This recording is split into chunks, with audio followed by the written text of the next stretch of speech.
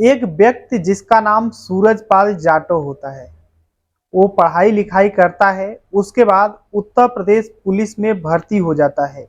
वो मेहनत से ड्यूटी करता है, उसका प्रमोशन होता है, एएसआई बन जाता है। उसके बाद वो एक दिन ड्यूटी के ही दौरान एक 11वीं क्लास में पढ़ने वाली खूबसूरत लड़की को देखता है। उसको मिलने के लिए एक सुनसान इलाके में बुलाता है और वो लड़की उस सुनसान इलाके में जब आती है तो ये पुलिस वाला कुछ ऐसा करता है कि उसके बाद 121 लोग इस दुनिया को छोड़कर चले जाते हैं। आखिर सभी लोग ये जानना चाहते थे कि उस रात हुआ क्या था। इस वीडियो में पूरा बताऊंगा, बस लास्ट तक बने रहो और देखते रहो। नमस्कार दोस्तों, मैं विजय शंकर पाल। इस वीडियो को लाइक करना, चैनल सब्सक्राइब करना। रोजाना शाम को 7 बजे हमारी एक नई वीडियो आती है, तो चैनल को सब्सक्राइब करके बेल आइकन को जरूर दबा लेना। आज की जो सच्ची घटना सुनाने वाला हूँ, यह है उत्तर प्रदेश में हाथरस एक जिला लगता है। उसी जिले में देव प्रकाश मधुकर नाम का एक व्यक्ति हाथरस एसपी के पास पहुंचता है और बोलता है कि साहब, मुझे 2 जुलाई 2024 को एक कार्यक्रम कराना है।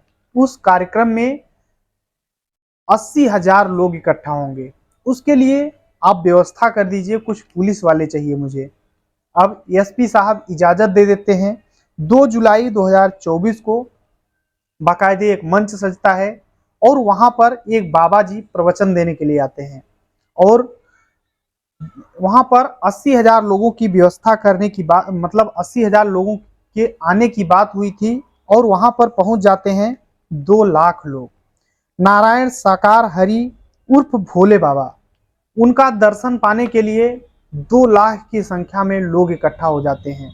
ऐसी मान्यता थी कि जो नारायण साकार हरि उर्फ भोलेनाथ, भोले बाबा जो हैं, वो जिस रास्ते से चलते हैं या फिर उनकी गाड़ी जिस रास्ते से चलती है, उसका धूल जितने लोग पा जाएंगे उनकी जिंदगी सफल हो जाएगी।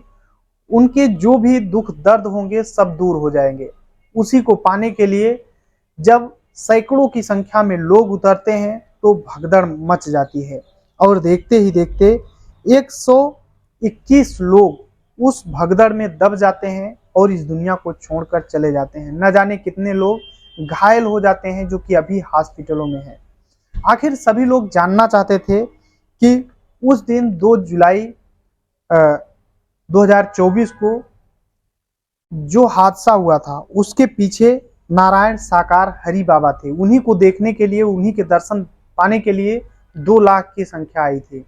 आखिर ये जो नारायण साकार हरि बाबा हैं, इनकी कहानी क्या है, ये कैसे इतने सफल हुए और फिर कैसे इतनी की संख्या में लोग आई और फिर ये पूरा हादसा हुआ, पूरी कहानी इस वीडियो में बात करूंगा।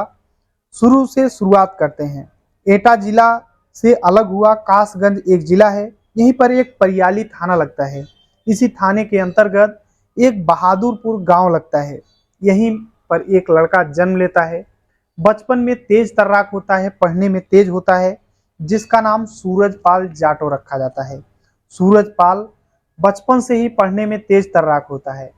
इसकी बचपन से इच्छा थी कि मैं पुलिस बनूंगा, आगे चल करके कोई बड़ा अधिकारी बनूंगा और लोगों की सेवा करूंगा।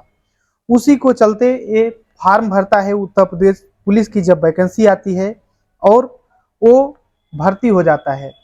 भर्ती होने के बाद वो मेहनत करता है। ज़्यादा तो प्रमोशन नहीं मिलता, लेकिन एएसआई बन जाता है। मेहनत करते हुए उसकी मेहनत रंग लाती है। लेकिन 1996 में जब एएसआई बन गया था, काम कर रहा था, तभी ड्यूटी के दौरान एक कक्षा 11वीं में पढ़ने वाली बेहद खूबसूरत एक लड़की दिखती है।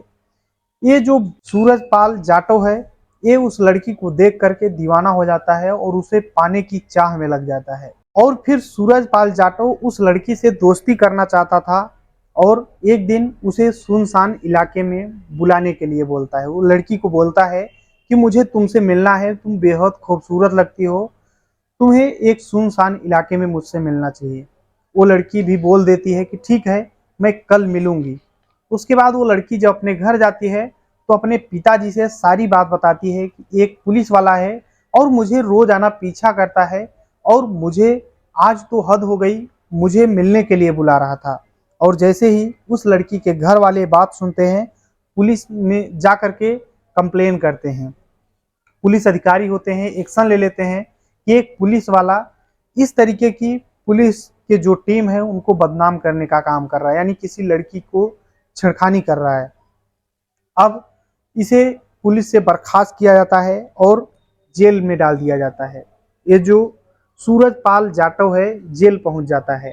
जेल में जब पहुंचता है तो 1 साल तक जेल में रहता है, एटा जेल में बंद रहता है। फिर जमानत पे बाहर आता है और 1997 में जैसे ही बाहर आता है, अभी तो इसकी नौकरी में मतलब न ही इसका वेतन आ रहा था, सब कुछ होल्ड हो चुका था, इसकी नौकरी भी बर्खास्त हो चुकी थी, लेकिन मामला कोर्ट में चल रहा था। कोर्ट से जैसे क्लियर हो जाता इसकी नौकरी फिर मिलती। लेकिन 1997 में जब ये बेल पर बाहर आता है तो ये अपना नाम बदल लेता है और नाम बदल करके नारायण साकार हरि विश्व हरि कर लेता है और फिर लोगों की सेवा करने की कोशिश करने लगता है। जितने लोग होते हैं, कुछ बीमार लोग होते हैं, उनको कुछ ऐसे मंत्र बताता, उपाय बताता जिससे लोगों की परेशानियां दूर हो रही थी। फिर क्या था, उसके ही पैतृक गांव में 30 बीघे एक जमीन होती है, वहां पे अपना आश्रम बनाता है और लोग इसे भोले बाबा भी कहने लगते हैं। लोगों की अब बाकायदे सत्संग करता, लोगों की अच्छी अच्छी बातें सुनाता, लोग उसकी सत्संग को सुनने के लिए अब सैकड़ों की संख्या में भीड़ इकट्ठा होने लगी थी। इसके नाम जो है तेजी से फैलना शुरू हो जाते हैं। अपने सत्संग में इसकी एक मामी होती है, उसको बैठाता है और उसे माता श्री बोला करता था। इसकी पत्नी भी होती थी। अब जब धीरे धीरे ऐसे चलने लगता है, 2020 आ जाता है, अपनी ही भतीजी को एक गोद ले लेता है और जिस भतीजी को गोद लेता है 1 साल बाद पता चलता है कि वो भतीजी उसको कैंसर हुआ है। 2001 में उसकी भतीजी कैंसर से इस दुनिया को छोड़कर चली जाती है। ये जो बाबा है भोले बाबा, ये कहीं गया हुआ था, लेकिन इसके जो भक्त हैं ये बोल रहे थे कि ये जो भतीजी है भले इस दुनिया को छोड़कर गई है, लेकिन जब भोले बाबा आएंगे तो चमत्कार करेंगे, इसे जिंदा कर देंगे। अब जैसे ही भोले बाबा आते हैं, कुछ मंत्र पढ़ते हैं, थोड़ा सा लड़की हिलती है, उसके बाद नहीं जागती है। तो कुछ लोग बोल रहे थे कि ये जिंदा नहीं होगी, इसे ले चलो शमशान घाट में, इसका अंतिम संस्कार कर दो। लेकिन कुछ लोगों को ये विश्वास था कि भोले बाबा इस लड़की को जिंदा कर देंगे। इन्हीं बातों को लेकर बहस छिड़ जाती है, पुलिस आती है और उस लड़की का अंतिम संस्कार करती है और एक लड़की का अंतिम संस्कार न होने देने के खिलाफ 6 लोगों को जेल डाला जाता है, जिसमें भोले बाबा को भी जेल में डाला जाता है। लेकिन कुछ ही समय बाद भोले बाबा फिर से छूट जाते हैं और फिर से अपना काम शुरू कर देते हैं, लोगों को प्रवचन सुनाते थे। लेकिन अब ये जो भोले बाबा थे, इन्हें तो लग रहा था कि मेरा धंधा सही चल रहा है, लेकिन इन्हें लगता है कि मुझे कुछ अलग करना चाहिए, क्योंकि आजकल के जो बाबा होते हैं वो धोती पहन लिए, कोई पीला कपड़ा पहन लिए इस तरीके से, लेकिन ये करते क्या है, सफेद पैंट सफेद शर्ट पहनते हैं और एक टाई लगाते हैं, थोड़ा अलग प्रकार के बाबा बनते हैं। और ये क्या करते हैं, कुछ नल टाइप में गड़ाते हैं और बोलते हैं कि इस नल से जो पानी पिएगा उसका दुख दर्द सब समाप्त हो जाएगा, यानी अलग तरीके के थोड़ा बाबा बनते हैं। और थोड़ा और जब टाइम बीतता है, लोग सोचते हैं कि कुछ अलग किया जाए। उसके बाद ये बोलते हैं कि जिस रास्ते से मैं जाऊंगा उस रास्ते की धूल जो व्यक्ति पा जाएगा उसका पूरा दुख दर्द दूर हो जाएगा। और फिर लोग जब ये जिस रास्ते से जाते, वहां पर लोग सैकड़ों की संख्या में लोग इकट्ठा रहते, क्योंकि जो हमारा इंडिया है यहाँ पे बहुत भोले भाले लोग होते हैं। वो जल्दी ही किसी के ऊपर भरोसा कर लेते हैं और इस भोले बाबा के ऊपर भी भरोसा करते हैं। जहां से जाते उनका धूल लेते, घर पे ले जाते और चंदन लगाते लोगों को। और थोड़ा और टाइम बीतता है, भोले बाबा को लगता है कि अब तो ज्यादा भीड़ आ रही है, तो बाकायदे 4 चक्का से चलने लगते हैं और लोगों को बोलते हैं कि हमारे 4 चक्का के टायर जो हैं, इनके नीचे का जो धूल उठाएगा और अपने माथे में लगाएगा उसका दुख दर्द दूर हो जाएगा।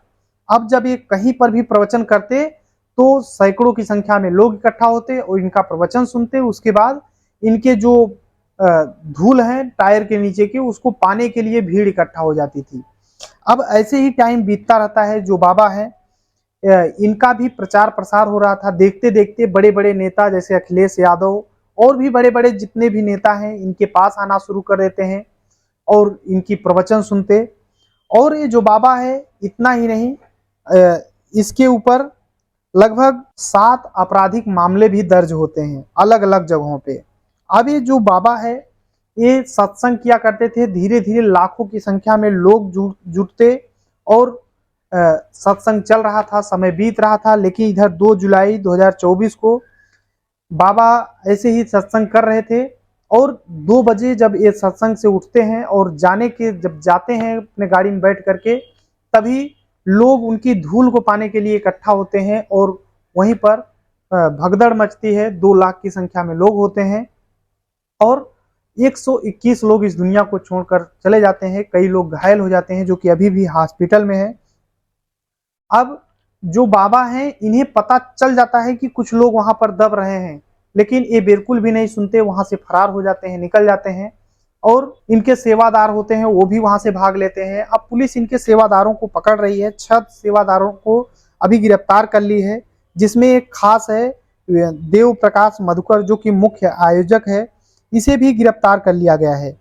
यूपी सरकार एसआईटी गठन की है और जांच पड़ताल कर रही है कि इसमें क्या किसी और का हाथ है या फिर बाबा है। जो भी है उसे बख्शा नहीं जाएगा।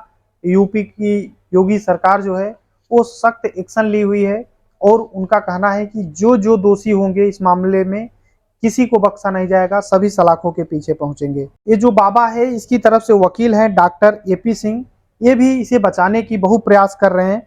लेकिन क्या होगा आगे चल करके, कौन सलाखों के पीछे पहुंचेगा, क्या बाबा फिर से ऐसे ही सत्संग करना शुरू करेगा या फिर जेल जाएगा, ये तो अभी भविष्य के गोद में छिपा हुआ है। लेकिन सबसे अजीब बात यह है कि एक पुलिस वाला एक लड़की के साथ गलत काम करता है और जेल जाता है। जेल से छूटने के बाद वो लोगों को मूर्ख बनाने लगता है, लोगों को सही करने के नाम पर एक अपना धंधा बना लेता है। लेकिन एक चीज बताऊं, इस दुनिया में कोई ऐसा कुछ भी नहीं है कि आप सही हो जाओगे। आप को अगर कोई प्रॉब्लम है तो डॉक्टर से संपर्क करो। आप पॉजिटिव सोचो, अगर किसी धर्म को मानते हो तो उसे मानो और अपने काम को करो, आपकी पॉजिटिव सोच रहेगी। बाकी किसी बाबा के चक्कर में मत पड़ो, वरना देख रहे हो ना 121 लोग भाई, पूरे जिले में पूरे देश में ये हड़कंप जैसा मच गया है। बाकी इस पूरी कहानी में आप अपनी राय जरूर देना कि क्या बाबा की इसमें गलती है या फिर सेवादारों की गलती है या फिर उन लोगों की, भोले भाले लोगों की गलती है जो वहां पर गए थे। आप लोग अपनी राय जरूर देना। चलते हैं आज के कमेंट की ओर। तो हमारी वीडियो में कमेंट किए हैं आजाद सिंह हैं, शेखरंज सिंह हैं और अमित अभिरंजन है जो कि छत्तीसगढ़ से हमारी वीडियो देखते हैं। बाबू राम ठाकुर हैं जो कि हिमाचल प्रदेश से हैं। निर्भय सिंह हैं, छपरा बिहार से रहने वाले हैं। फारूक अली हैं जो कि कुवैत से हमारा वीडियो देखते हैं। रिजवान अंसारी हैं जो कि काशीपुर से हैं। डॉक्टर AK अग्निहोत्री हैं जो कि प्रयागराज उत्तर प्रदेश से हमारी वीडियो देखते हैं। सभी को तहे दिल से शुक्रिया। बाकी इस चैनल को सब्सक्राइब करना। मिलते हैं नेक्स्ट वीडियो में, तब तक के लिए जय हिंद, वंदे मातरम।